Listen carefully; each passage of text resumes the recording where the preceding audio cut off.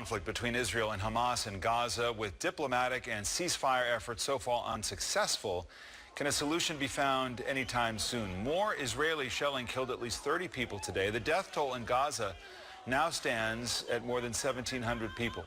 Israel is withdrawing and redeploying some troops, but Prime Minister Benjamin Netanyahu says he will keep up the pressure on Hamas even after destroying the Hamas network of tunnels into Israel. I'm joined now by the permanent observer of Palestine to the United Nations, Riyad Mansour. And Ambassador, welcome. Good to have you here. Thank you for having me. First of all, on that point about the redeployment and withdrawal of Israeli troops, do you see some opening here to break this impasse, to get to a more durable ceasefire?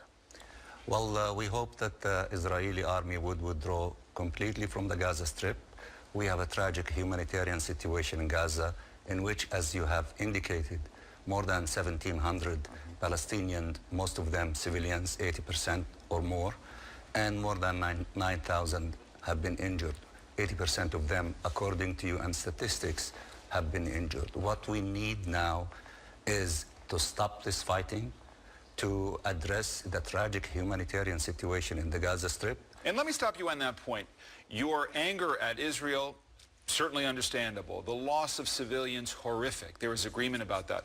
I'm wondering, though, whether you're outraged by the conduct of Hamas, starting the conflict by firing rockets, building tunnels to kill and kidnap Israelis, being more than willing to sacrifice Palestinian lives by embedding them and using them, as Israel contends, as human shields. Do you have a level of outrage at Hamas itself? Well, first of all, this concept of using Palestinian civilians as human shield is not right. It is not correct. It is not even, moral.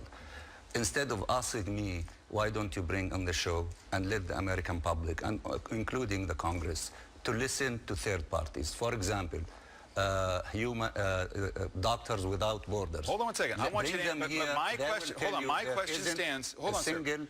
I'm asking whether you are outraged at the conduct of Hamas. I am outraged. They fired rockets, they built tunnels for the purpose of killing and kidnapping Israelis, and they do exploit these Palestinian civilians when they know they're going to be in danger from where they're firing the rockets and so forth. Do you have any outrage toward Hamas? I am outraged as the killing of innocent civilians from any party, from any side. Today, another school of UNRWA, United Nations, was hit in Rafah.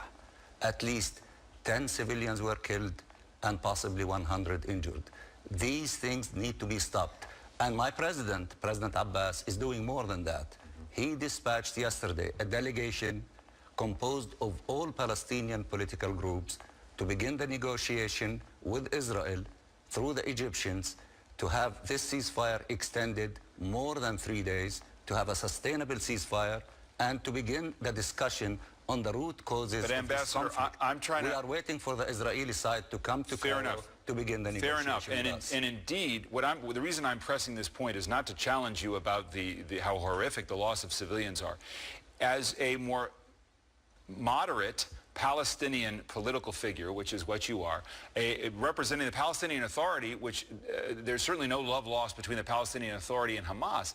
I'm wondering what level of culpability you believe that Hamas has for the advancement of the Palestinian people, not just in this conflict, but more generally.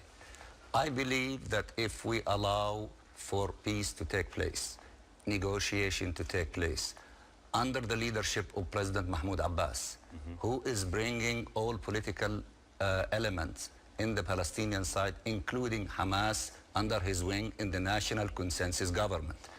If we empower this government, we will be able to move gradually from the situation of confrontation and fighting into the situation of lifting, this tragedy and blockade against our people in Gaza, giving the people there a hope.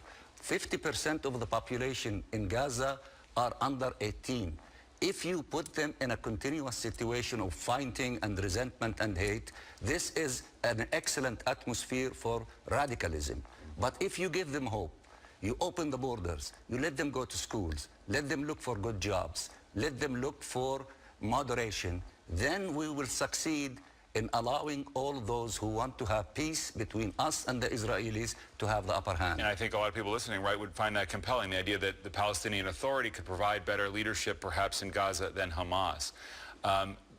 But I just want to try one more on this, which is, do you think that Hamas is helping or hurting Palestinians right now?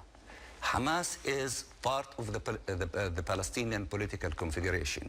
The question is how to deal with that. The first step is the national consensus government. Israel is trying to destroy this government.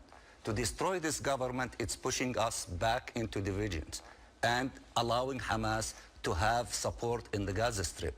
The alternative is empower the national consensus government, allow the government of President Mahmoud Abbas to show the people in the Gaza Strip that it succeeded in having peace, in stopping the fighting, in addressing the wounds of our people in Gaza, then in lifting the siege in Gaza, giving people hope. Let the 1.8 million people in Gaza see that this national consensus government is improving their lives, then that would be strengthening President Mahmoud Abbas and allowing us to have more strength in the Gaza Strip and giving our people an alternative instead of the continuation of fighting, an alternative of moving in the direction of peace. Right. And of course, we have to put an end to the occupation so that the independent state of Palestine to become independent and to actualize the dream of two-state solution. All right. Ambassador Mansour, thank you very much for your views. I appreciate you being here this morning. Thank you.